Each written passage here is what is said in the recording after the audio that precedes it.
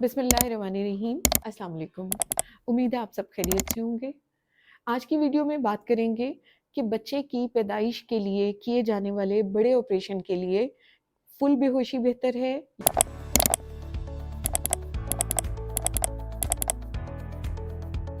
या कमर में लगने वाला सुन्न करने वाला टीका बेहतर रहता है। जैसे ही 9वें माह में बच्चे की पैदाइश के मोड का यानी किस तरीके से बच्चे की बर्थ होनी है फैसला किया जाता है। अगर पेशेंट को ऑपरेशन की ज़रूरत हो तो मोस्टली मरीज़ों का नेक्स्ट क्वेश्चन ये होता है कि क्या आप हमें फुल बेहोश करेंगे या सुन्न करने वाला टीका लगाएंगे। और उसके बाद जब उन्हें बताया जाए कि आपको सुन्न करने वाला टीका ज़्यादा बेहतर रहेगा, तो उसके बाद उनका अगला क्वेश्चन होता है कि क्या इस टीके के लगने के बाद सारी ज़िंदगी कमर में दर्द रहेगा?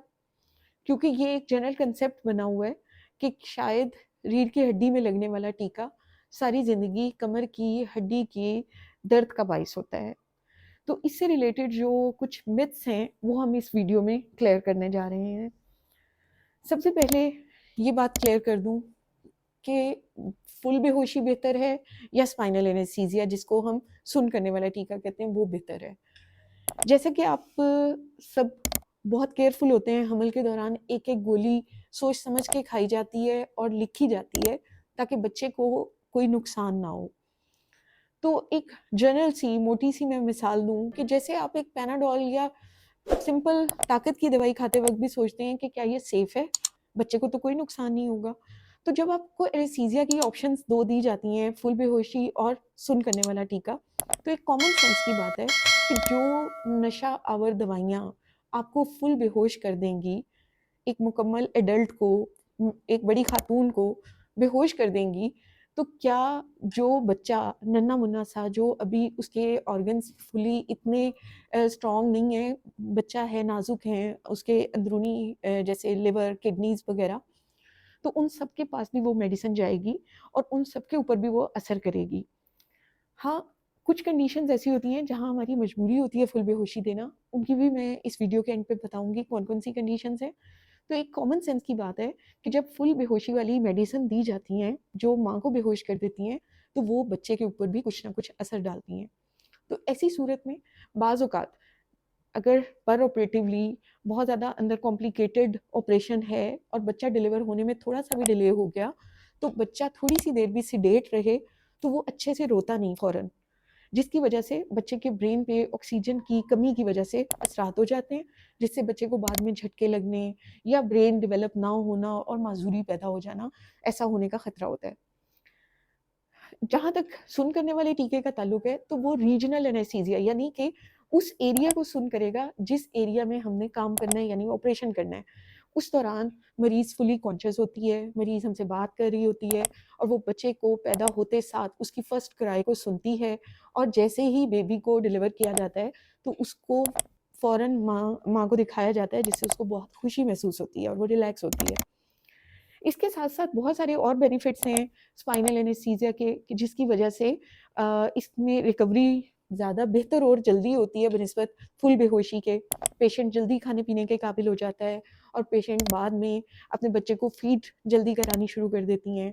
और इसके अलावा अगर इमरजेंसी हमें ऑपरेट करना पड़े और पेशेंट पूरा फास्टिंग यानी रोज़े की हालत में 8 से घंटे से कम उसने टाइम गुज़रा है कुछ खाए-पिए को, तो फुल नशा देना बहुत डेंजरस हो सकता है।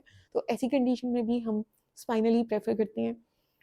गो कि पाकिस्तान एक अंडर डेवलप्ड कंट्री है, लेकिन पूरी वर्ल्ड में अमेरिका, इंग्लैंड, ऑस्ट्रेलिया, यूरोप हर जगह पे स्पाइनल एनेस्थीसिया या सुन्न करने वाले एनेस्थीसिया को प्रेफ़र किया जाता है जनरल एनेस्थीसिया पे।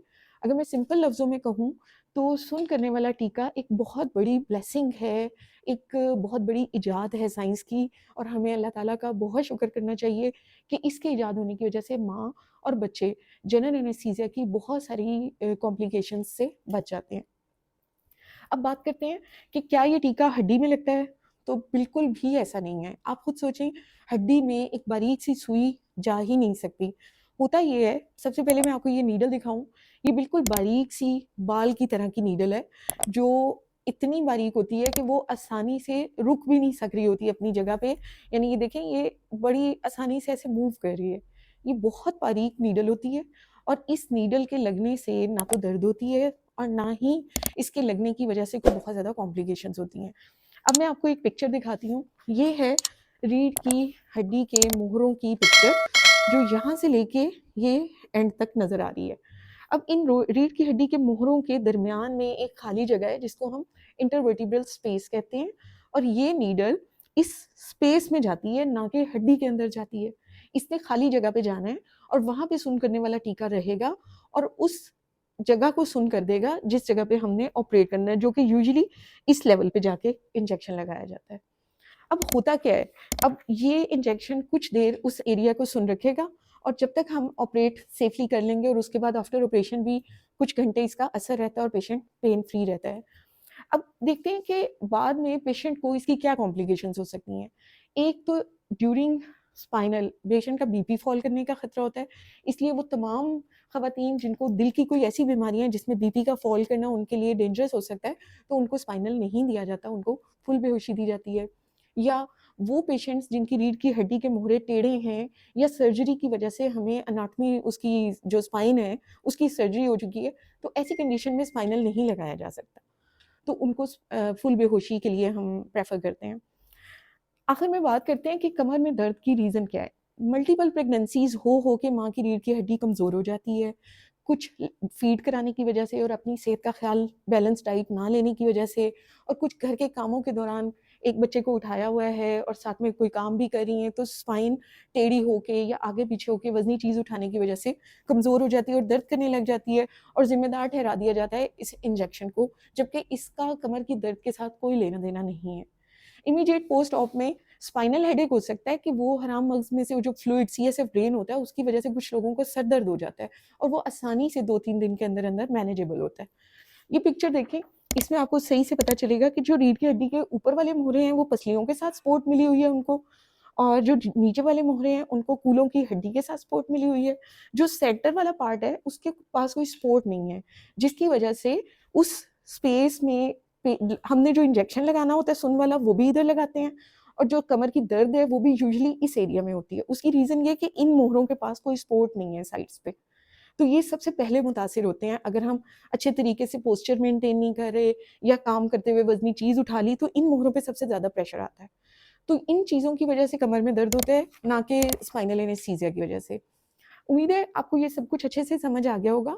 यानी मैं कंक्लूड कर दूं कि सुन करने वाला टीका एक बहुत बड़ी नेमत है, और आप इसके लिए बिल्कुल भी ना परेशान हो कि इसकी वजह से आपको कमर दर्द होगा, बल्कि ये एक बहुत बड़ी आपके लिए अल्लाह ताला ने एक बड़ी ब्लेसिंग इस दुनिया में दी हुई है कि आप और आपका बच्चा सेफली ऑपरेशन करा सकते हैं। अल-शाफ़े हॉस्पिटल फ़तेहपुर में मुकम्मल बेहोशी और सुन करने वाले नशे का बड़े ऑपरेशन के लिए इंतज़ाम है। जिन मरीज़ों की ज़रूरत और ख्वाहिश के मुताबिक जो मुनासिब नशा होता है उसी के अंडर मरीज़ का ऑपरेशन किया जाता है। शुक्रिया।